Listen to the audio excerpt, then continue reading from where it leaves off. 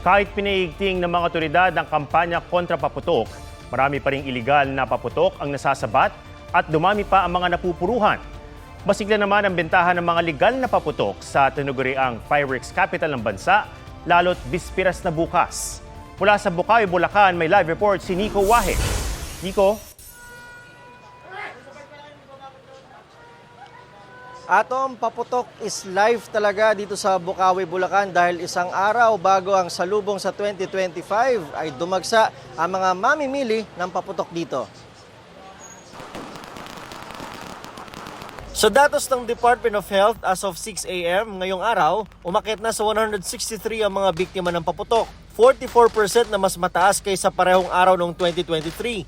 Isa sa naputukan ng 77 anyos na lalaki sa Quiapo, Nueva Ecija na nasawi ng masabugan ng paputok sa paa. Nakita po ng father ko nakandusay dito. Tinakbo na po siya sa sa ospital. Sa may paa po. Dalawang paa daw? Opo, magkabila. Sinasabing acute respiratory failure secondary to healthcare associated pneumonia ang ikinamatay ng biktima. Dati raw gumagawa ng paputok ang biktima at natigil noong 2018. Sa tindi ng pagsabog, nayupi at nagkabutas-butas ang drum na nakatayo malapit sa pinangyarihan ng insidente. Patuloy ang investigasyon ng otoridad sa insidente. Sa Iloilo City, may 9 na taong gulang na batang hinagisan ng paputok na kamera. 8 taong gulang na lalaking naputukan ng trianggulo at 9 na taong gulang na napuruhan ng homemade firecracker. Pinaigting din ng mga otoridad doon ang kampanya kontra iligal na paputok. Sinira ng pulisyang mahigit 400 kumpiskadong boga. Binuhusan naman ng tubig ang 1,700 na firecrackers at pyrotechnic devices. Sa Pampanga, libu-libong paputok na nakumpiska at isinurrender sa pulisyang isa-isang sinira. Karamihan sa mga nakumpiska, mga boga na ginamit ng mga minor de edad na 7 hanggang 12 taong gulang. Pwede po itong sumabog at pwedeng makasunog. Sa Nueva Ecija, nasa 150,000 pesos na halaga ng mga nakumpiskang iligal na paputok at boga ang sinira ng Nueva Ecija Police Provincial Office at Bureau of Fire Protection.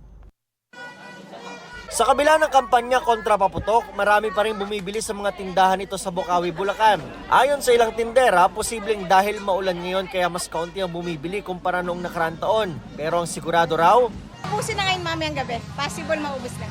Para bukas, magpapaputok na lang din kami. kung ayaw naman magpaputok, meron din mga pampaingay na tinda sa Bukawi, gaya ng torotot at kahoy na baril-barilan.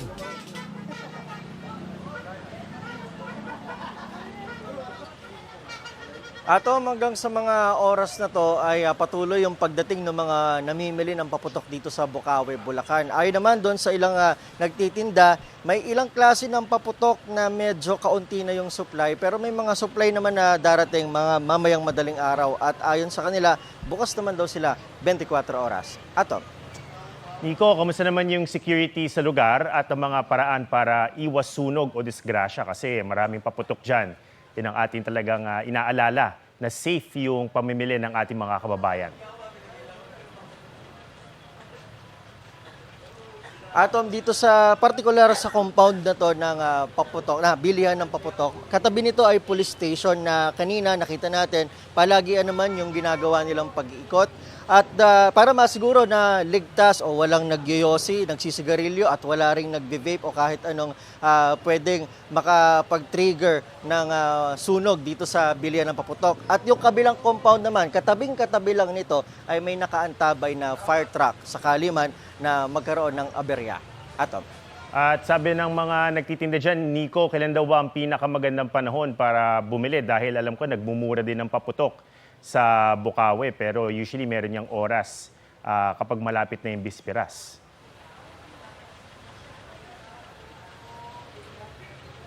Atom, ayon dun sa mga nagtitinda, nung una akala nila ay kaunti yung mga bumibili dahil nga umulan kasi kanina ngayong araw dito, Atom. Pero after nung pag-ulan ay biglang dumagsa na yung mga namimili. Pero sabi nila kung gusto raw na hindi pa siksikan or marami yung makakasabay sa pagbili, mas maganda yung umagang-umaga, yung tulog pa, yung maraming namimili ng paputok. Kanina sana yon, pero ngayon, eto, dagsaan na, Atom. Okay, maraming salamat, Nico Wahe. Huwag magpahuli sa mga balitang dapat niyong malaman. Mag-subscribe na sa GMA Integrated News sa YouTube.